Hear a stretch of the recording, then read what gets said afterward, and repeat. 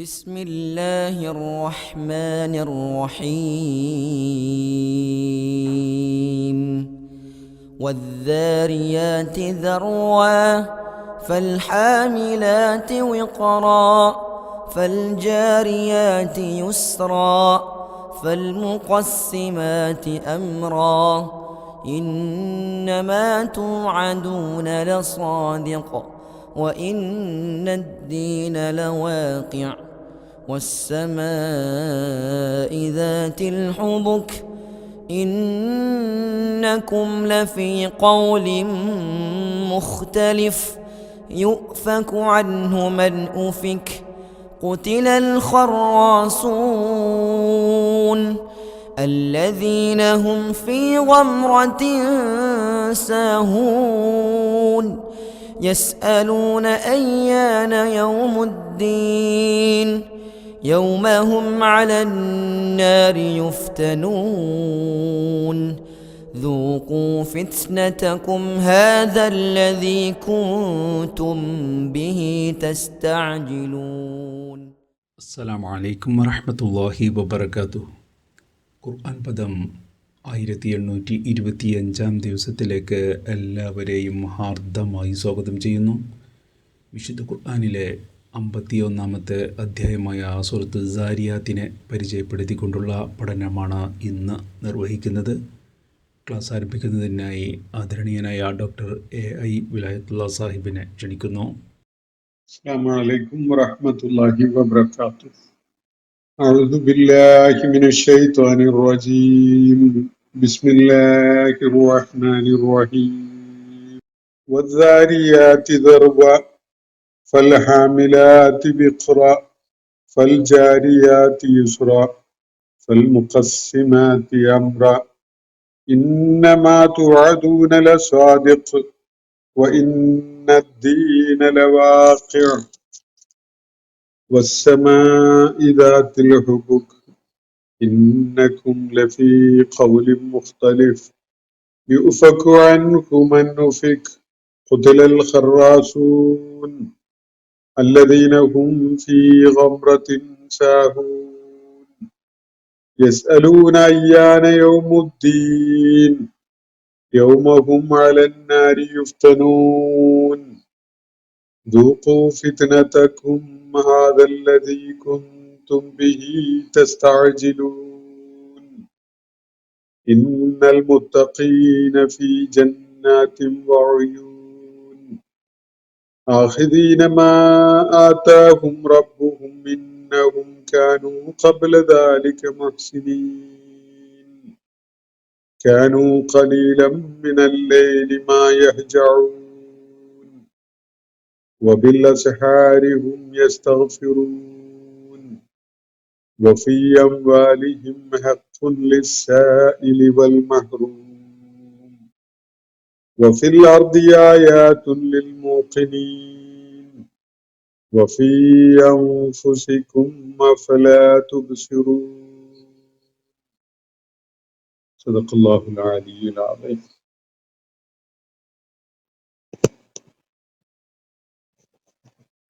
സൂറത്തു ദാരിയാത്തിലെ ആദ്യത്തെ ഏതാനും ആയത്തുകളാണ് ഞാൻ നിങ്ങളെ കേൾപ്പിച്ചിട്ടുള്ളത്. കഴിഞ്ഞ ദിവസം സൂറത്ത് ഖാഫിന്റെ പഠനം നമ്മൾ പൂർത്തിയാക്കുകയുണ്ടായി. അതിനെ തുടർന്ന് ചോദ്യോത്തരങ്ങൾക്കായിട്ടുള്ള ഒരു അവസരം മാറ്റിവെക്കേണ്ടതായിരുന്നു. പക്ഷെ നമ്മൾ അങ്ങനെ മാറ്റിവെക്കേണ്ടി വന്നിട്ടില്ല. സൂറത്ത് ഖാഫിന്റെ പഠനവേളയിൽ ചോദ്യങ്ങളൊന്നും അങ്ങനെ ഉന്നയിക്കപ്പെട്ടിട്ടുണ്ടായിരുന്നില്ല എന്നതിനാൽ പിന്നെ ഇനി ആരെങ്കിലും വല്ലത് ഉന്നയിക്കുന്നുണ്ടെങ്കിൽ തന്നെ നമുക്ക് അടുത്ത അവസരത്തിൽ അത് ചേർത്തുകൊണ്ട് കൈകാര്യം ചെയ്യാം എന്ന നിലക്ക് സൂറത്തു ദാരിയാത്തിന്റെ പഠനം നമ്മൾ ആരംഭിക്കാമെന്ന് വെക്കുകയായിരുന്നു. വിശുദ്ധ ഖുർആനിലെ 51-ാമത്തെ അധ്യായമാണ് സൂറത്തു ദാരിയാത്ത്. 60 ആയത്തുകളാണ് ഈ സൂറത്തിൽ അടങ്ങിയിട്ടുള്ളത്. ഏകദേശം 2 പേജസ് വരുന്ന ഒരു ഭാഗമാണിത്. 51-ാമത്തെ സൂറത്ത് 60 ആയത്തുകൾ അടങ്ങിയത്. ഇത് മക്കയിലാണ് ഈ സൂറത്ത് അവതരിക്കുകയുണ്ടായത്. മക്കയില് നമ്മൾ തൊട്ടു മുമ്പുള്ള സൂറത്ത് ഖാഫ് പഠന വിധേയമാക്കിയപ്പോൾ അതിന്റെ അവതരണ പശ്ചാത്തലം മനസ്സിലാക്കിയിട്ടുണ്ടായി. നബി സല്ലല്ലാഹു അലൈഹി വസല്ലമയുടെ ആദ്യഘട്ടത്തിലെ പ്രബോധന ദൗത്യ നിർവഹണത്തിനോടുള്ള പ്രതികരണം പരിഹാസവും അതുപോലെ ഉപദ്രവങ്ങളും ഒക്കെ നിറഞ്ഞതായി മാറിക്കൊണ്ടിരിക്കുന്ന ഒരു ഘട്ടം. എന്നാൽ കടുത്ത അക്രമമർദ്ദനങ്ങളുടെ ഒരു ഘട്ടത്തിലേക്ക് നീങ്ങിയിട്ടില്ല. എതിർപ്പുണ്ട്, പരിഹസിക്കുന്നുണ്ട്, ആളുകൾ തള്ളിപ്പറയുന്നുണ്ട്. അങ്ങനെയൊക്കെ എതിർപ്പ് ശക്തിപ്പെട്ടു വരികയാണ്. അത് കടുത്ത അക്രമവും മർദ്ദനവും ഒന്നുമായിട്ട് രൂപപ്പെട്ടിട്ടില്ല. അങ്ങനെ ഒരു ഘട്ടത്തിലാണ് സൂറത്ത് ദാരിയാത്ത് സൂറത്തുൽ ഖാഫിനെ പോലെ തന്നെ സമാനമായൊരു സമയത്ത് ഒരു ഘട്ടത്തിലാണ് അവതരിച്ചത് എന്നത് ഈ സൂറത്തിന്റെ ശൈലിയും ഉള്ളടക്കവും വെച്ചുകൊണ്ടാണ് നമുക്ക് അങ്ങനെ ഒരു ധാരണയിലേക്ക് എത്താൻ പറ്റുന്നത്. ഈ സൂറത്തില് പ്രതിപാദിക്കപ്പെടുന്ന വിഷയങ്ങള്, അതുപോലെ ഈ സൂറത്തിന്റെ ശൈലി, അതിൽ അഭിസംബോധന ചെയ്യുന്ന ആളുകളോട് എടുക്കുന്ന നിലപാട്, അങ്ങനെയുള്ള സംഗതികൾ. അപ്പൊ ഈ വക കാര്യങ്ങൾ പൊതുവെ മക്കയിലെ എതിർപ്പ് ഉണ്ടായി തുടങ്ങിയ ഘട്ടത്തിലുള്ള ആ ഘട്ടത്തിൽ അവതരിച്ച സൂറത്തുകളുമായി വലിയ സാദൃശ്യമുള്ള വിധത്തിലാണ് സൂറത്തു ദാരിയാത്തുള്ളത്. അപ്പൊ അതുകൊണ്ടാണ് നമുക്ക് ഇങ്ങനെ ഒരു ധാരണയിലേക്ക് വന്നു ചേരാൻ കഴിയുന്നത്. ഈ സൂറത്ത് എന്ന് അവതരിച്ചു എന്നത് കൃത്യമായിട്ട് വെളിപ്പെടുത്തുന്ന സൂചനകളൊന്നും ഹദീസുകളിലോ അല്ലെങ്കിൽ ചരിത്ര സ്രോതസ്സുകളിലോ അങ്ങനെ കാണാൻ കഴിയുന്നില്ല. ഉള്ളത് ഈ രണ്ട് സൂചനകളാണ്. ഒന്ന്, അത് കൈകാര്യം ചെയ്യുന്ന പ്രതിപാദിക്കുന്ന വിഷയങ്ങൾ, ഉള്ളടക്കം. മറ്റൊന്ന് അതിന്റെ ഭാഷാപരമായ അല്ലെങ്കിൽ അഭിസംബോധന സംബന്ധമായ ഈ സൂറത്തിൽ അടങ്ങിയിട്ടുള്ള ശൈലി. ഇത് രണ്ടുമാണ്. ഈ രണ്ട് കാരണത്താലാണ് ഈ സൂറത്ത് മക്കയില് ഈ എതിർപ്പുകള് അതുപോലെ പരിഹാസമൊക്കെ ശക്തിപ്പെട്ടു വരുന്ന, എന്നാൽ അക്രമമർദ്ദനങ്ങള് തുടങ്ങിയിട്ടില്ലാത്ത ഒരു ഘട്ടത്തിലാണ് ഈ സൂറത്തിന്റെ അവതരണം എന്നത് പൊതുവെ മനസ്സിലാക്കപ്പെടുന്നത്. ഈ സൂറത്തിന്റെ പേര് അസാരിയാത്ത് എന്നാണ്. ഇത് ഒന്നാമത്തെ ആയത്തിൽ നിന്ന് തന്നെ എടുത്തതാണ് എന്നത് കാണാൻ കഴിയും. ഒന്നാമത്തെ ആയത്തിലെ ഒന്നാമത്തെ പദം അല്ലെങ്കിൽ രണ്ടാമത്തെ പദം അസാരിയാത്ത് എന്നാണല്ലോ സൂറത്തിന്റെ പേര്. അതിന്റെ മുന്നേ ഒരു വാവുണ്ട്. അപ്പോ വസാരിയാത്തി ദർവ എന്നാണ് ഒന്നാമത്തെ ആയത്ത്. വസാരിയാത്തി ദർവ എന്ന്. അത് കാറ്റിനെ പ്രത്യേകമായിട്ട് സൂചിപ്പിക്കുന്ന, പൊടി പറത്തുന്ന കാറ്റിനെ സൂചിപ്പിക്കുന്ന ഒരു പ്രയോഗമാണ്. വസാരിയാത്തി ദർവ, പൊടി പറത്തുന്ന കാറ്റാണ് എന്ന വിധത്തിൽ ഒരു ഖസമാണത്. ഒരു ശപഥം ചെയ്യുന്ന, സത്യം ചെയ്ത് പറയുന്ന ഒരു തുടക്കമാണത്. പല സൂറത്തുകളും അങ്ങനെയാണല്ലോ തുടങ്ങുന്നത്. വന്നജ്മീദ ഹവ എന്നൊക്കെ പോലെയുള്ള തുടക്കം. അപ്പോ വസാരിയാത്തി ദർവ, ദാരിയാത്ത് എന്നുള്ളത് ഇപ്പൊ നമ്മള് വേറൊരു സൂറത്തില് ആദിയാത്ത് എന്ന് കാണുന്നില്ലേ, വൽ ആദിയാത്ത് ലബഹ. അതിന്റെയൊക്കെ ഒരു പാറ്റേൺ ഇതിന്റെ ആയത്തിന്റെ ഒരു ശൈലിയിൽ കാണാൻ കഴിയും. അപ്പൊ വസാരിയാത്തി ദർവ, ശക്തമായി പൊടിപടലങ്ങൾ ഉയർത്തി വിടുന്ന, പൊടി പറത്തുന്ന കാറ്റാണ് സത്യം എന്ന് പറഞ്ഞുകൊണ്ട് പ്രപഞ്ചത്തില് നമ്മൾ ആവർത്തിച്ച് വിശേഷിച്ച് അറേബ്യൻ മണലാരണ്യ പ്രദേശങ്ങളിൽ നിരന്തരമായി നമ്മുടെ ശ്രദ്ധ ആകർഷിക്കുന്ന ഒരു പ്രാപഞ്ചിക പ്രതിഭാസമാണ് ഈ മണൽക്കാറ്റ്, പൊടിക്കാറ്റ് എന്നത്. പൊടി പറത്തിക്കുന്ന കാറ്റ്. കാറ്റ് അള്ളാഹുവിന്റെ സൈന്യങ്ങളിൽ ഒരു സൈന്യമാണ്, അല്ലെങ്കിൽ അള്ളാഹുവിന്റെ സേനയാണ് എന്ന നിലക്കുള്ള ഒരു പരാമർശം വിശുദ്ധ ഖുർആനിൽ നമുക്ക് കാണാൻ കഴിയും. കാറ്റിലൂടെ, അല്ലെങ്കിൽ കാറ്റ് കാരണമായി, കാറ്റിനെ പ്രയോജനപ്പെടുത്തിക്കൊണ്ട് ഒക്കെ അള്ളാഹു സുബ്ഹാനഹു വ തആല മനുഷ്യരുടെ പല കാര്യങ്ങളിലും ഇടപെടാറുണ്ട്. ഒരു വളരെ പ്രധാനപ്പെട്ട ഒരു യുദ്ധം ഇസ്ലാമിലെ, അത് മുസ്ലിങ്ങൾക്ക് വലിയ വിജയമായി മാറിയത് തന്നെ കാറ്റിനെ ഒരു ഘടകമായിട്ട്, അല്ലെങ്കിൽ കാറ്റ് കാരണമായി ഉണ്ടായ ഒരു സാഹചര്യം കൊണ്ടാണ് അത് വലിയ വിജയമായി മാറിയിട്ടുള്ളത്. സന്ദർഭ യുദ്ധം അഥവാ അഹ്സാബ് യുദ്ധം വളരെ നിർണായകമായ വിജയമായി മാറിയത് വേറെ പല പ്രാതികൂല്യങ്ങളും നേരിട്ടുകൊണ്ടിരുന്ന ഒരു ഘട്ടത്തില് സംഗതികൾ കൈവിട്ടു പോകുന്നു എന്ന് മനസ്സിലായ ഒരു സന്ദർഭത്തില് വല്ലാതെ പ്രയാസപ്പെടുത്തുന്ന ഒരു പൊടിക്കാറ്റ് കൂടി, ഒരു മണൽക്കാറ്റ് കൂടി അനുഭവപ്പെട്ടപ്പോ മക്ക മുശ്രിക്കുകളുടെ നേതാക്കന്മാര് നബി സല്ലല്ലാഹു അലൈഹി വസല്ലമയെയും മദീനയിലെ അദ്ദേഹത്തോടൊപ്പം ഉണ്ടായിരുന്ന ആളുകളെയും ഒക്കെ തറപറ്റിക്കാൻ വേണ്ടി വലിയ സൈനിക ഒരുക്കങ്ങളുമായിട്ട് വന്നതായിരുന്നു. അത് ഒരു വലിയ ഒരു എന്താ പറയുക, സഖ്യകക്ഷികൾ എന്ന് പറയുന്ന വലിയ സൈനിക വ്യൂഹങ്ങളുമായിട്ട് വന്നതായിരുന്നു. പക്ഷെ അവർക്ക് പിടിച്ചു നിൽക്കാൻ പറ്റിയില്ല. ആഴ്ചകൾ നീണ്ട ഉപരോധം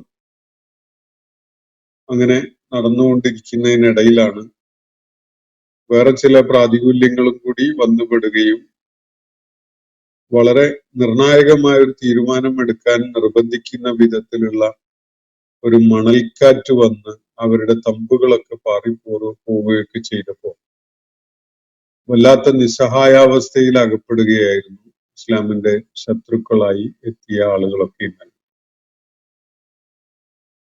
അങ്ങനെ കാറ്റ് കാരണമായിട്ട് അവര് കയ്യിൽ കിട്ടിയതൊക്കെയും നുള്ളിപ്പെറുക്കിയെടുത്ത് സ്ഥലം വിടേണ്ടി വന്ന ഒരവസ്ഥയാണ്.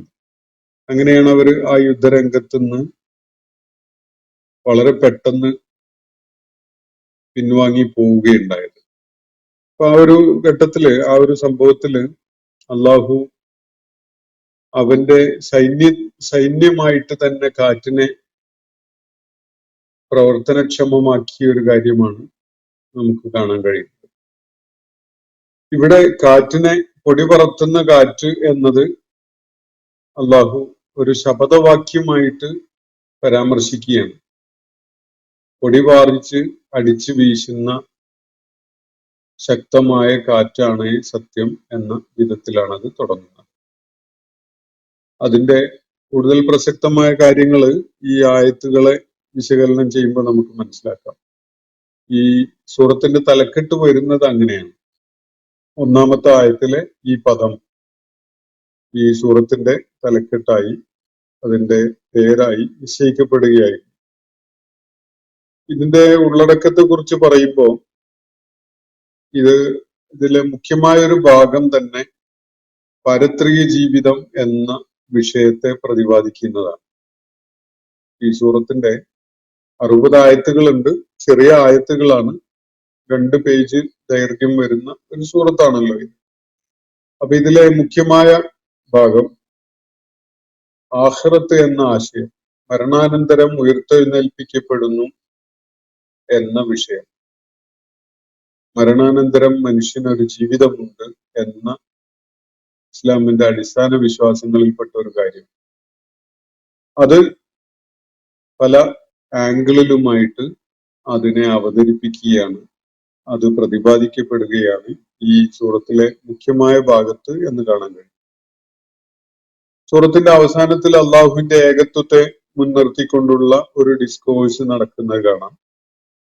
അതുപോലെ നബി സല്ലല്ലാഹു അലൈഹി വസല്ലം അവരെ, ആ നാട്ടിലെ ആളുകളെ അഭിസംബോധന ചെയ്തുകൊണ്ട് അവരെ ദൈവിക മാർഗത്തിലേക്ക് ക്ഷണിച്ചുകൊണ്ടിരുന്നപ്പോൾ അതിന് വേണ്ട പരിഗണന നൽകാതെ ജാഹിലിയത്തിന്റെ ആശയങ്ങളിൽ തന്നെ കടിച്ചു തൂങ്ങി നിൽക്കുകയായിരുന്ന ആ ആളുകൾക്ക് പൂർവിക സമൂഹങ്ങളുടെ വളരെ വിനാശകരമായ അനുഭവങ്ങൾ മുൻനിർത്തിക്കൊണ്ടുള്ള ചില താക്കീതുകളാണ് ഈ സൂറത്തിനെ ശ്രദ്ധേയമാക്കുന്ന മറ്റൊരു സംഗതി. ആഖിറത്ത് മുഖ്യമായ വിഷയമാണ്. നബി സല്ലല്ലാഹു അലൈഹി വസല്ലമയുടെ ദൗത്യ നിർവഹണമാണ് മറ്റൊരു വിഷയം. അള്ളാഹുവിന്റെ ഏകത്വത്തെയും ഈ സൂറത്ത് പരാമർശിക്കുന്നുണ്ട്. അപ്പൊ 3 വിഷയങ്ങളിൽ ഫോക്കസ്ഡ് ആയിട്ടാണ് ഈ സൂറത്ത് എന്ന് കാണുന്നത്. അതിൽ മുഖ്യമായത് ആഖിറത്താണ്. അതുപോലെ അത്രത്തോളം പ്രതിപാദിക്കപ്പെടുന്നില്ലെങ്കിലും പ്രാധാന്യപൂർവ്വം തന്നെ നബി സല്ലല്ലാഹു അലൈഹി വസല്ലമയുടെ ദൗത്യ നിർവഹണത്തെയും അള്ളാഹുവിന്റെ ഏകത്വത്തെയും പരാമർശിച്ചുകൊണ്ടുള്ള കാര്യങ്ങളും ഈ സൂറത്തിൽ വരുന്നുണ്ട്. നബി സല്ലല്ലാഹു അലൈഹി വസല്ലമയുടെ ദൗത്യ നിർവഹണത്തിനോട് പുറംതിരിഞ്ഞു നിന്ന, അതിനെ ഉൾക്കൊള്ളാനോ സത്യപ്പെടുത്താനോ കൂട്ടാക്കാതെ അതിനോട് നിഷേധാത്മകമായ നിലപാട് സ്വീകരിച്ച ആ സമൂഹത്തെ വളരെ ശക്തമായ ഭാഷയിൽ താക്കീത് ചെയ്യുന്നുണ്ട് ഈ സൂറത്ത്.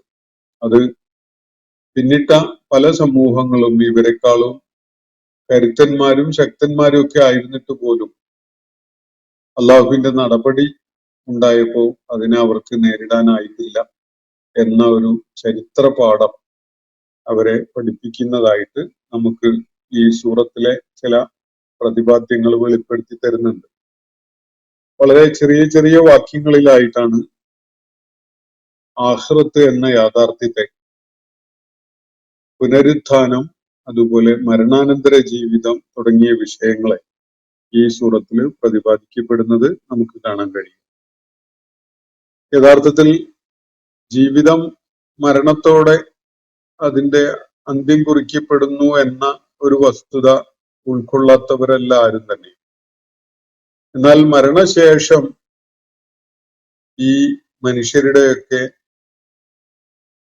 ഭാഗതയം എന്ത്, അവരുടെ ഗതി എന്ത് എന്നത് സംബന്ധിച്ച് ഈ അഭിസംബോധന ചെയ്യപ്പെടുന്ന സമൂഹങ്ങളിൽ വ്യത്യസ്തമായ നിലപാടുകളാണുള്ളത്. അതൊന്നും തന്നെ അവര് സ്വീകരിക്കുന്ന, പിന്തുടരുന്ന ആ ആശയങ്ങളൊന്നും തന്നെ സുചിന്തിതമായ ശരിയായ അടിത്തറയിലുള്ള കാര്യങ്ങളൊന്നുമല്ല. ഊഹങ്ങളുടെ അടിസ്ഥാനത്തില് ചില ധാരണകളിലൊക്കെ എത്തിയിട്ട് അതുമായിട്ട് നടക്കുകയാണ് ഈ ആളുകൾ. എന്നാൽ അങ്ങനെ നിസ്സാരമായി കാണാൻ പറ്റിയൊരു വിഷയമാണോ മനുഷ്യന്റെ ജീവിതാന്ത്യത്തിനെ തുടർന്ന് എന്താണ് അവന് സംഭവിക്കാൻ പോകുന്നത് എന്ന കാര്യം? മരണശേഷം ഉയർത്തെഴുന്നേൽപ്പിക്കപ്പെടുന്നു എങ്കിൽ അത് തീർച്ചയായിട്ടും ജീവിതവുമായി ബന്ധമുള്ള ജീവിതത്തിൽ എന്ത് നിലപാട് സ്വീകരിച്ചു എന്നതുമായി ബന്ധമുള്ള ഒരു സംഗതിയാവും എന്നത് യുക്തിപരമായിട്ട് തന്നെ എല്ലാവർക്കും ബോധ്യപ്പെടുന്ന ഒരു കാര്യമാണ്. ഒരാൾ മരണശേഷം ഉയർത്തെഴുന്നേൽപ്പിക്കപ്പെടുന്നുണ്ടെങ്കിൽ തീർച്ചയായിട്ടും മരണത്തിന്റെ മുമ്പുള്ള അവന്റെ ജീവിതം അതിൽ വളരെ നിർണായകമായ ഒരു പങ്ക് വഹിക്കുന്ന ഒരു കാര്യമാണ് എന്നത് തർക്കമില്ലാത്തൊരു സംഗതിയാണ്. പക്ഷെ ആളുകള് മരണാനന്തരം ഒരു ഉയർത്തെഴുന്നേൽപ്പുണ്ട് എന്നത് യഥാർത്ഥത്തിൽ ആദ്യമായിട്ട് കേൾക്കേണ്ടി വന്ന ഒരു സമൂഹമല്ല ഇവർ. നൂറ്റാണ്ടുകള് ഇവർക്ക് മുമ്പ് ലോകത്ത് പ്രവാചകന്മാർ ഈ കാര്യം പല നിലക്കും ജനങ്ങളുമായിട്ട് പങ്കുവച്ചിട്ടുണ്ട്. ഉയർത്തെഴുന്നേൽപ്പും മരണാനന്തര ജീവിതവും ഒക്കെ തന്നെ. അതുകൊണ്ട് മക്കയിലെ ആളുകളെ സംബന്ധിച്ചിടത്തോളവും ആഖിറത്ത് എന്നത്, പുനരുത്ഥാനം എന്നത്, ഖിയാമത്ത് എന്നത് തീർത്തും അപരിചിതമായ ഒരു കാര്യമല്ല. അവരത് ഉൾക്കൊള്ളുന്നില്ല. അവര് വേറെ ചില ആശയങ്ങളുമായിട്ടാണ് മുന്നോട്ട് പോകുന്നത് എന്നതൊക്കെ ശരി തന്നെ. പക്ഷെ മരണശേഷം ഒരു ഉയർത്തെഴുന്നേൽപ്പ് എന്ന ആശയം അവർക്ക് 100% അന്യമായ, അപരിചിതമായ ഒരു സംഗതിയല്ല. അവർക്കത് ഉൾക്കൊള്ളാൻ അവർ സന്നദ്ധരായിരുന്നില്ല, വേണ്ട എന്നൊക്കെയുള്ള നിലപാടുണ്ട് എന്നത് ശരിയാണ്. എങ്കിലും അങ്ങനെ ഒരു വിഷയം അവരുടെ മുന്നിലുണ്ട്. വ്യത്യസ്തമായ നിലപാടുകളും വീക്ഷണങ്ങളുമാണ് മരണാനന്തരം എന്ത് എന്ന കാര്യത്തെക്കുറിച്ച് അവര് വെച്ച് പുലർത്തിയിരുന്നത്. ഒന്ന്, അവര് സ്വന്തം നിലക്ക് കൈക്കൊണ്ട ഇത് സംബന്ധമായ അവരുടെ നിലപാട് വളരെ അടിസ്ഥാനരഹിതമായ ചില ആശയങ്ങളാണ് എന്നത് കാണാൻ പ്രയാസമില്ല. മരണാനന്തരം ഒരു ജീവിതം തന്നെ ഇല്ല എന്ന് പറയുന്ന, ഭൗതിക ലോകത്തെ ഈ ഐഹിക ജീവിതത്തിലെ ജീവിതമല്ലാതെ വേറൊരു ജീവിതവുമില്ല എന്ന് വാദിക്കുന്ന ആളുകളായിരുന്നു മക്കയിലുണ്ടായിരുന്ന കൂടുതൽ പേരും. നമ്മുടെ ജീവിതം ഇന്നമൽ ഹയാത്തു എന്ന് പറഞ്ഞുകൊണ്ട് അവര് ഹയാത്തു ദുന്യ മാത്രമാണ് നമ്മുടെ ജീവിതം, അതിനുശേഷം മറ്റൊരു ജീവിതമില്ല എന്ന് തറപ്പിച്ചു പറയുന്ന ഒരു നിലപാട് പലരും സ്വീകരിച്ചു. എന്നാൽ മരണശേഷം ഒരു ഉയർത്തെഴുന്നേൽപ്പോ ജീവിതമോ ഇല്ല എന്ന് തറപ്പിച്ചു പറയാൻ വേണ്ട വല്ല തെളിവോ പിൻബലമോ അവരുടെ കയ്യിലുണ്ടായിരുന്നോ? അങ്ങനെ യാതൊന്നും അവർക്ക് ഉണ്ടായിരുന്നില്ല. അവരുടെ മനോവിലാസങ്ങളെ ബോധ്യപ്പെട്ട സത്യങ്ങൾ എന്ന നിലക്ക് അവര് പറയുകയായിരുന്നു എന്നതാണ് വസ്തുത. മരണാനന്തരം ഒരു ജീവിതമില്ല എന്നതാണ് ഭൂരിഭാഗം പേരും തറപ്പിച്ചു പറഞ്ഞിരുന്ന കാര്യം. വേറെ ചിലര് മരണശേഷം ജീവിതമൊക്കെ ഉണ്ട്, പക്ഷെ അത് പുനർജന്മമാണ് എന്നാണ് ഇന്ത്യയിലൊക്കെ നിലനിൽക്കുന്ന, ഇപ്പോഴും പണ്ട് നിലനിന്നിരുന്ന ഒരു വിശ്വാസമാണ് പുനർജന്മം. പുനർജന്മം എന്നത് യുക്തിപരമായിട്ട് പരിശോധിക്കുമ്പോൾ തന്നെ വളരെ അസ്വീകാര്യമായ ഒരു സംഗതിയാണ്. പുനർജന്മം ഉണ്ടെങ്കിൽ ഇന്ന് ഞാനും നിങ്ങളും ജീവിക്കുന്നത് ആദ്യ ജന്മമാണോ പുനർജന്മമാണോ എന്ന് പോലും നമ്മൾ അറിയുന്നില്ല. ഞാൻ കഴിഞ്ഞ ജന്മത്തിൽ എന്ത് സുഹൃതം ചെയ്തതിന്റെ പേരിലാണ് ഈ ജന്മത്തില് പല സുഖസൗകര്യങ്ങളും അനുഭവിക്കുന്നത് എന്നത് എനിക്ക് അറിയാൻ യാതൊരു സംവിധാനവും ഇല്ല. ഈ ജീവിതത്തിൽ ഞാൻ ദുരിതങ്ങൾ അനുഭവിക്കുന്നുണ്ടെങ്കിൽ കഴിഞ്ഞ ജീവിതത്തില് ഞാൻ എന്തോ ചെയ്ത പാപം കൊണ്ടാണ് എന്ന് മനസ്സിലാക്കാനും യുക്തിപരമായിട്ട് യാതൊരു പിൻബലവും നമുക്ക് ലഭിക്കുന്നില്ല. അപ്പൊ ഇത് പുനർജന്മമാണോ എന്നറിയില്ല. പുനർജന്മത്തിലെ സൗഭാഗ്യങ്ങളുടെയും ദൗർഭാഗ്യങ്ങളുടെയും കാരണം എന്ത് എന്നത് അറിയാൻ ഒരു വഴിയില്ല. അങ്ങനെയുള്ള ഒരു ആശയത്തിന് പക്ഷെ വളരെ വ്യവസ്ഥാപിതമായ ഒരു ചൂഷണത്തിന്റെ പദ്ധതി അതിന്റെ പിന്നിലുണ്ട് എന്നതും വളരെ വ്യക്തമാണ്. കാരണം നമ്മളെ ഇന്ത്യയിലൊക്കെ നിലനിൽക്കുന്ന പുനർജന്മ സിദ്ധാന്തം അല്ലെങ്കിൽ കർമ്മ സിദ്ധാന്തം, അത് മുൻ ജീവിതത്തിലെ ദുഷ്കർമ്മങ്ങളുടെ പരിണിതിയായിട്ടാണ് ഈ ദുരിത ജീവിതം. ഇനി നമ്മളിപ്പോ ജീവിക്കുന്നത് വളരെ ആനന്ദകരമായ ഒരു ജീവിതമാണ് എങ്കിൽ കഴിഞ്ഞ ജീവിതത്തിലെ പുണ്യങ്ങൾക്കുള്ള പ്രതിഫലമായിട്ടാണ് എന്നതും അവര് പറഞ്ഞു വെക്കുന്നത്. അടുത്ത ജന്മം എന്ന ഒരു പ്രതീക്ഷ നൽകിക്കൊണ്ട് യഥാർത്ഥത്തിൽ ജനങ്ങളെ അടിമകളാക്കുന്ന ഒരു പദ്ധതിയുടെ ഭാഗമായിട്ടാണ്. അതുകൊണ്ടാണ് ജാതീയതയും കൂടി, ജാതി വ്യവസ്ഥയും കൂടി ഇതിനോട് ചേർത്ത് വെച്ചുകൊണ്ട് വളരെ ഭീകരമായ ജീവിത സാഹചര്യങ്ങളും ചൂഷണ വ്യവസ്ഥിതിയും ഒക്കെ സാധാരണ ജനങ്ങളെ സംബന്ധിച്ചിടത്തോളം അടിച്ചേൽപ്പിക്കപ്പെടുകയുണ്ടായത്. അതുകൊണ്ട് നികൃഷ്ട ജന്മങ്ങളായിട്ട് പരാമർശിക്കപ്പെടുന്ന ഈ കീഴ്ജാതി വിഭാഗങ്ങൾ എന്നൊക്കെ പറയുന്ന ആളുകൾ, അവർക്ക് ഏതെങ്കിലും കാലത്തൊരു മോക്ഷം ലഭിക്കണമെന്നുണ്ടെങ്കിൽ അവര് ബ്രാഹ്മണ സേവ ചെയ്തുകൊണ്ട് ഈ ജീവിതം കഴിയണം. ഇതാണ് പഠിപ്പിക്കപ്പെടുന്നത്. അപ്പോ പുനർജന്മവാദം എന്നത് എത്ര ചൂഷണാധിഷ്ഠിതമായതാണ് എന്നതാണ് ഈ കാര്യം, ഈ വസ്തുത വെളിപ്പെടുത്തുന്നത്. അപ്പോ മരണശേഷം എന്ത് എന്നതിന് വേറൊരു വിഭാഗം ആ കാലഘട്ടത്തിൽ ലോകത്തിന്റെ പല ഭാഗങ്ങളിലും കരുതിയിരുന്നത്, വിശ്വസിച്ചിരുന്നത് പുനർജന്മമുണ്ട്, പക്ഷെ അത്, അല്ലെങ്കിൽ മരണാനന്തരം ഒരു ജീവിതമുണ്ട്, അത് പുനർജന്മമാണ്. അത് ചിലപ്പോ ഏതെങ്കിലും നികൃഷ്ട ജന്മങ്ങളായിട്ട് അല്ലെങ്കിൽ ഏതെങ്കിലും ദുരിതം അനുഭവിക്കുന്ന മനുഷ്യന്റെ അവസ്ഥകളായിട്ടോ അല്ലെങ്കിൽ ഏതെങ്കിലും അപ്രധാനമായിട്ട് പറയാവുന്ന പരാമർശിക്കാവുന്ന വിധത്തിലുള്ള മൃഗങ്ങളോ ജീവികളോ ജന്തുക്കളോ ഒക്കെ ആയിട്ടൊക്കെയാണ് പുനർജന്മം ഉണ്ടാവുക എന്ന വിധത്തിലാണല്ലോ അത് പറയുന്നത്.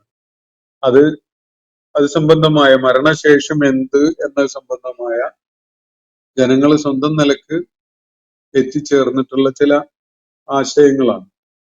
എന്നാൽ വേറെ ചിലര് രക്ഷാശിക്ഷകൾ ഉണ്ട് എന്നുള്ളത് സമ്മതിക്കുന്നുണ്ട്. പക്ഷെ അവയെ കൈകാര്യം ചെയ്യാൻ നമുക്ക് കുറുക്കുവഴികൾ പലതും ഉണ്ട് എന്നുകൂടി പറയുന്നവരായി. മരണശേഷം ജീവിതമൊക്കെ ഉണ്ട്. പാപങ്ങളൊക്കെ ചെയ്തു പോയ ആളുകൾക്ക് അത് പരിഹരിച്ചു കിട്ടാനുള്ള കുറുക്കുവഴികളുണ്ട് എന്ന വിധത്തില് അതിനെ ഒരു ചൂഷണ വ്യവസ്ഥയാക്കി പൗരോഹിത്യത്തിന് തടിച്ചു കൊഴുക്കാൻ പറ്റിയ ഒരു സംഗതിയാക്കി പ്രയോജനപ്പെടുത്തുന്ന ചില വിഭാഗങ്ങളും അക്കാലത്തുണ്ടായി. അപ്പൊ ഇതൊക്കെയാണ് മരണശേഷം എന്ത് എന്നത് സംബന്ധമായി നിലനിന്നിരുന്ന ധാരണകൾ.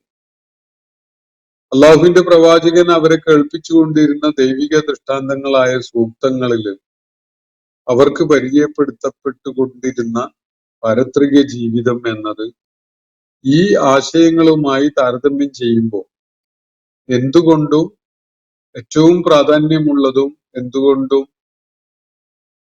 യാതൊരു വിധത്തിലുള്ള ബ്ലെമിഷസോ അല്ലെങ്കിൽ എന്തെങ്കിലും പോരായികകളോ ഉള്ളതല്ല. കൃത്യമായി വളരെ പെർഫെക്റ്റ് ആയ, അതായത് മരണാനന്തരം എന്ത് എന്നത് സംബന്ധമായി ആളുകൾ കണ്ടെത്തുന്ന ഉത്തരങ്ങളിൽ ഏറ്റവും പ്രാധാന്യമുള്ളതും ഏറ്റവും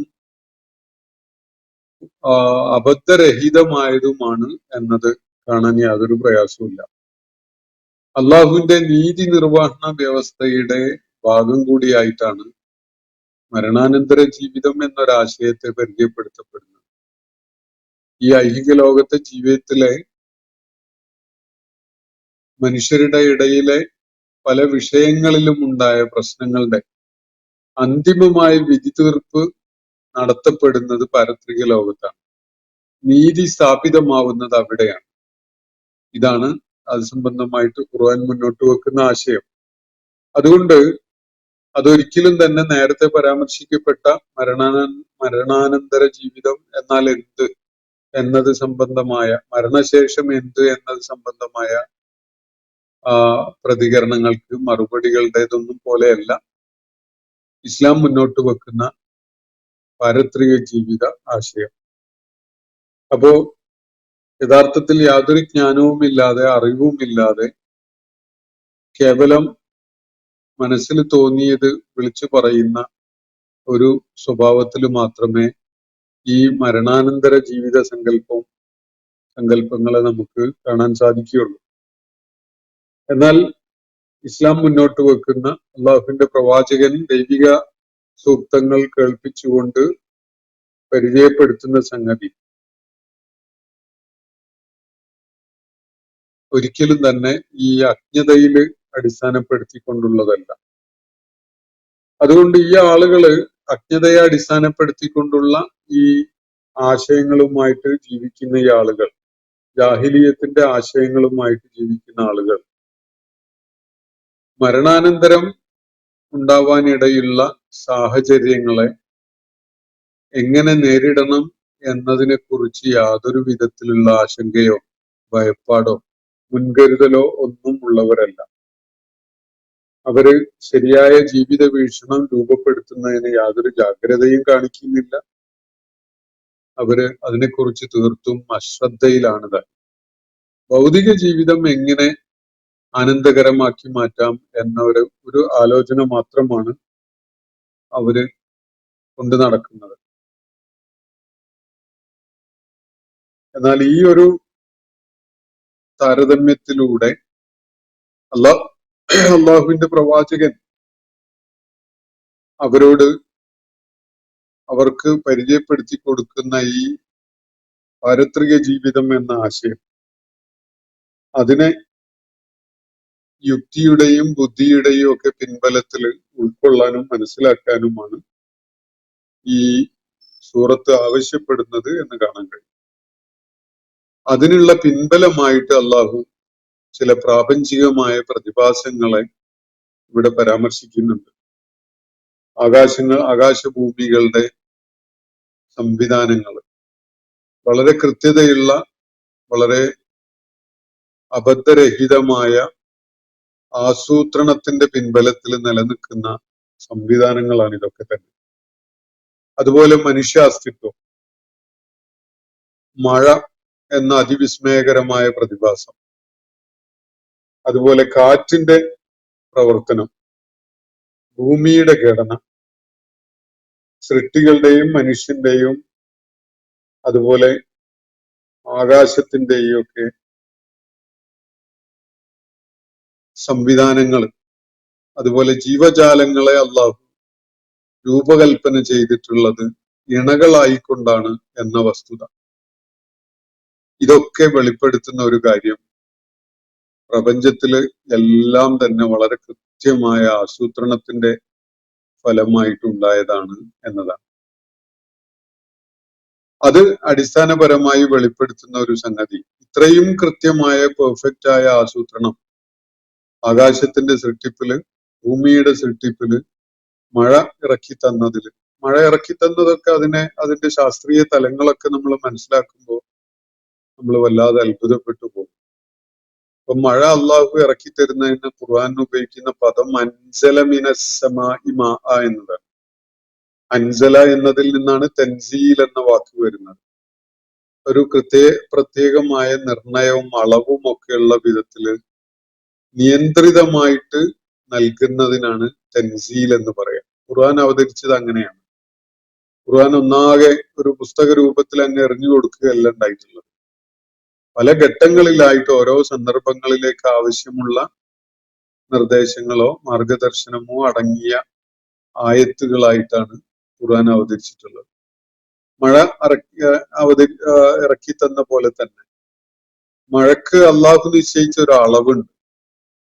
അത് ആകാശത്തുനിന്ന് ഇപ്പോ കാർമേഘങ്ങൾ ഉരുണ്ടുകൂടി ആകാശത്തില് അത് മഴയായി പെയ്തിറങ്ങാൻ നിൽക്കുമ്പോ ഉണ്ടാകുന്ന ആ വോള്യം, അതിന്റെ ഭാരം ഒന്ന് ആലോചിച്ചാല് അത് ഒന്നാകെ അങ്ങ് ഭൂമിയിലേക്ക് വീണിരുന്നെങ്കിൽ ഭൂമുഖത്ത് കെട്ടിടങ്ങളോ വീടുകളോ അല്ലെങ്കിൽ സംവിധാനങ്ങളോ പാലമോ അതുപോലുള്ള റോഡുകളോ ഇതൊന്നും നിലനിൽക്കൂല. അത്രയും വളരെ കൂടുതൽ ഭാരമാണ് അതിനുള്ളത്. അതൊന്നാകെ അങ്ങ് വീണാൽ കെട്ടിടങ്ങൾ തകർന്നു വീഴും, പാലങ്ങൾ ഉതിർന്നു വീഴും, റോഡുകൾ തകർന്നു പോകും, മനുഷ്യ ജീവിതം ഒട്ടും സാധ്യമല്ലാത്ത വിധത്തിൽ ഭൂതലം മാറും. അള്ളാഹു അങ്ങനെയല്ല മഴ ഇറക്കി തരുന്നത്. മഴയൊക്കെ നമുക്ക് ആവശ്യമാണ്, പക്ഷെ ഇറക്കി തരുന്നത് തുള്ളി തുള്ളിയായി ആർക്കും ഒരു ഉപദ്രവവും ഇല്ലാത്ത വിധത്തിലാണത് സാധാരണഗതിയിൽ നമുക്ക് ലഭിക്കുന്നത്. വ്യത്യസ്തമായ ചില അനുഭവങ്ങൾ ഉണ്ടാകും. അത് ഏത് കാര്യത്തിലും അള്ളാഹു വെച്ചിട്ടുണ്ട്. അത് നമുക്ക് ശ്വസിക്കാൻ വായു നമ്മൾ പ്രയോജനപ്പെടുത്തുന്നുണ്ട് എന്നത് നമ്മൾ അറിയുക വായു ഇല്ലാണ്ടാവുമ്പോഴാണല്ലോ. കുടിക്കാൻ വെള്ളം വേണ്ടതുണ്ട്, അത് ലഭ്യമാക്കപ്പെടുന്നുണ്ട് എന്നത് നമ്മൾ അറിയുന്നത് വെള്ളം ഇല്ലാതെയാവുമ്പോഴാണ്. മഴ അതിശക്തമായി പെയ്ത് വലിയ ദുരിതങ്ങൾ ഉണ്ടാകുന്ന ഒരു അവസ്ഥ ഉണ്ടാകുമ്പോഴാണ് അതൊക്കെ ഒരു ക്രമീകരണത്തോടു കൂടിയാണ് ഇതുവരെ നൽകപ്പെട്ടിരുന്നത് എന്നത് നമ്മൾ മനസ്സിലാക്കുക. അപ്പൊ അത് അള്ളാഹുവിന്റെ പദ്ധതിയുടെ ഭാഗമായിട്ടുള്ള ഒരു സംഗതിയാണ്. പക്ഷെ സാധാരണഗതിയിൽ മഴ വർഷിക്കുന്നത് വളരെ നിയന്ത്രിതമായി തുള്ളി തുള്ളിയായിട്ട് ഭൂമിയിൽ എത്തുന്ന വിധത്തിലാണ്. അതും അതിന്റെ അളവ് അള്ളാഹു കൃത്യമായി നിർണയിച്ചു കൊണ്ടുള്ളതാണ്.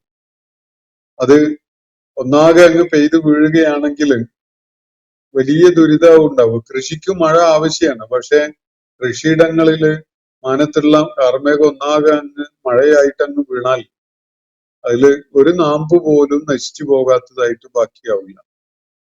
അപ്പോ മഴ പോലെയുള്ള പ്രതിഭാസങ്ങൾ, കാറ്റിന്റെ സംവിധാനം, ഭൂമിയുടെ ഘടന, അതുപോലെ ജീവജാലങ്ങളൊക്കെയും ഇണകളായിട്ടാണ്. ജീവജാലങ്ങൾ മാത്രമല്ല, പ്രകൃതിയിലെ അചേതനമായ പ്രതിഭാസങ്ങൾ വരെയും അതിലൊക്കെ ഒരു പേർ എന്ന ഒരു ഇണകളായിട്ട് എന്നൊരവസ്ഥയുണ്ട് എന്നതാണ് ശാസ്ത്രം വെളിപ്പെടുത്തുന്നത്. അള്ളാഹു സൃഷ്ടിച്ച എല്ലാറ്റിനെയും ഇണകളാക്കി എന്നൊരു സൂചന ഖുർആൻ നൽകുന്നതും കാണാം. അപ്പോ ഇതിലൊക്കെ അടങ്ങിയിട്ടുള്ള ആസൂത്രണ ആസൂത്രം ആസൂത്രണം എന്ന ഒരു കാര്യം തീർച്ചയായിട്ടും മനുഷ്യനെ അത് ഒരു ആസൂത്രകനെ കുറിച്ച് ആലോചിക്കാൻ പ്രേരിപ്പിക്കുന്ന ഒരു കാര്യമാണ്. അതിൽ സംശയമൊന്നുമില്ല. അപ്പോ ഈ സംഗതികളെ മുൻനിർത്തിക്കൊണ്ടാണ് അള്ളാഹു മക്കയിലെ നിഷേധികൾ സ്വീകരിക്കുന്ന നിലപാടുകളിൽ അടങ്ങിയിട്ടുള്ള മൗഢ്യം വെളിപ്പെടുത്തുന്നത്. ഭാഗികമായി ഇതിന്റെ സാന്ദർഭികമായി ഈ ആസൂത്രകൻ ഏകനായ ഒരു ഇലാഹാവുക മാത്രമേ യുക്തിപരമായിട്ട് സാധ്യതയുള്ളൂ എന്നൊരു കാര്യം കൂടി അള്ളാഹു ഇതിനോട് ചേർത്ത് വ്യക്തമാക്കുന്നുണ്ട്. യുക്തിപരമായിട്ട് ഒരുപാട് ആസൂത്രകന്മാരും ഒരുപാട് നിയന്ത്രകന്മാരും ഉണ്ടാവുക എന്നത് ഒരു സംവിധാനത്തിനും ഗുണകരമായിരിക്കുകയില്ല. അത് തകർന്നു പോകാൻ, താറുമാറാവാൻ കാരണമാകും എന്നതാണ് വസ്തുത.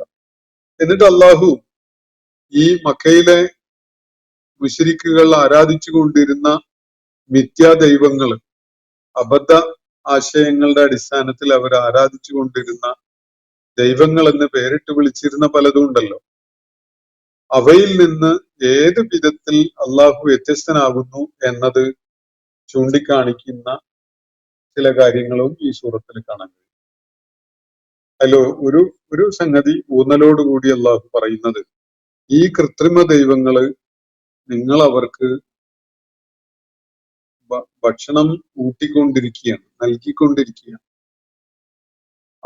അവർക്ക് പൂജയായും അതുപോലെയുള്ള അർപ്പണമായും ഒക്കെ നിങ്ങൾ ഭക്ഷ്യപദാർത്ഥങ്ങൾ നൽകിക്കൊണ്ടിരിക്കുകയാണ്. അത് ആൾദൈവങ്ങളാണെങ്കിൽ വേറെ പറയേണ്ടതുമില്ല.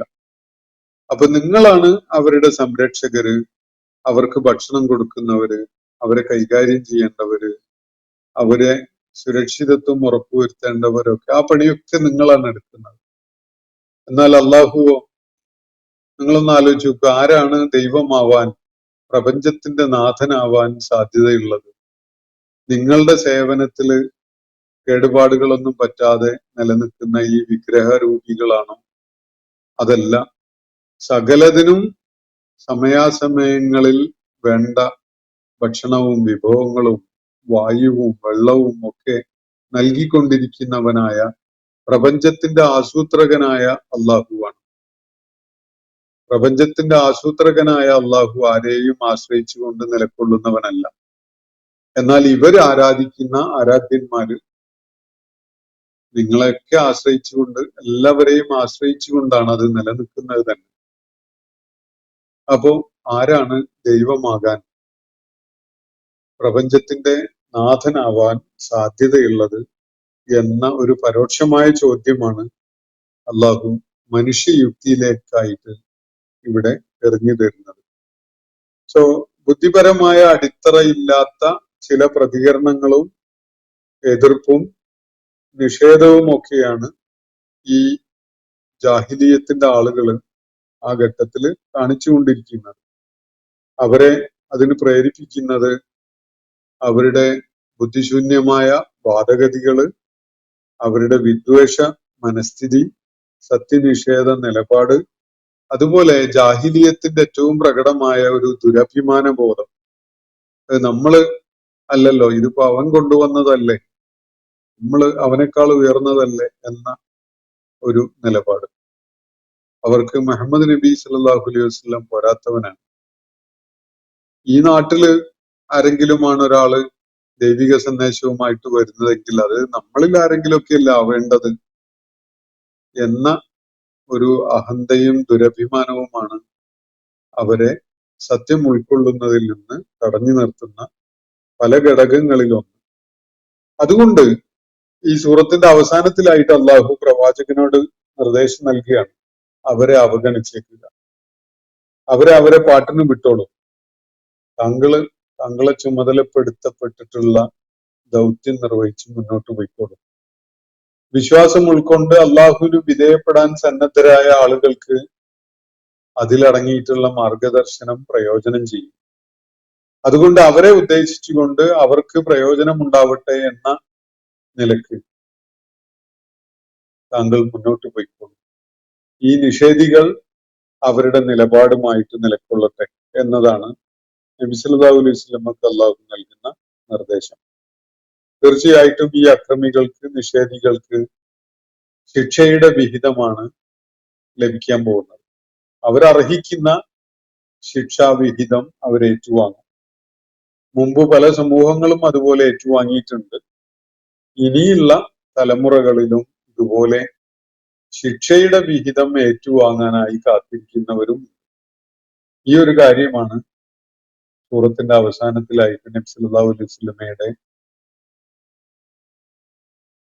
ബോധമണ്ഡലത്തിലേക്ക് ഇങ്ങനെ ഒരു കാര്യം അള്ളാഹു അവതരിപ്പിച്ചുകൊണ്ട് ഈ സൂറത്തിന്റെ മുഖ്യമായ പ്രതിപാദനമൊക്കെ അവസാനിപ്പിക്കുകയാണ്. അപ്പൊ ഈ സൂറത്തിന്റെ ഉള്ളടക്കമാണ് ഞാൻ സംക്ഷിപ്തമായിട്ട് നിങ്ങളുമായി പങ്കുവച്ചിട്ടുള്ളത്. സൂറത്തിന്റെ പേര് അസാരിയാത്താണ്. ഇത് അവതരിച്ചിട്ടുള്ളത് മക്കയിലെ ആദ്യഘട്ടത്തില് എതിർപ്പുകളും പരിഹാസവും ഒക്കെ ശക്തിപ്പെട്ടു വന്ന ഒരു സന്ദർഭത്തിലാണ്.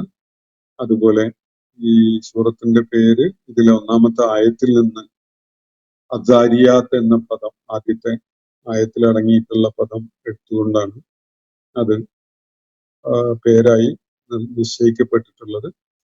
അപ്പോ ഇത്രയും ഈ സൂറത്തുമായി ബന്ധപ്പെട്ടുകൊണ്ട് പൊതുവായി പറഞ്ഞുകൊണ്ട് ഇന്നത്തെ സെഷൻ ഞാനിവിടെ അവസാനിപ്പിക്കുകയാണ്. വാഖിർ ദഅ്വാന അനിൽ ഹംദുലില്ലാഹി റബ്ബിൽ ആലമീൻ. അസ്സലാമു അലൈക്കും വറഹ്മത്തുള്ളാഹി വബറകാതുഹു.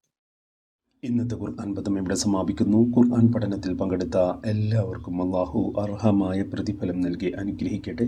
വആഖിർ ദഅ്വാന അനിൽ ഹംദുലില്ലാഹി റബ്ബിൽ ആലമീൻ. അസ്സലാമു അലൈക്കും വറഹ്മത്തുള്ളാഹി വബറകാതുഹു.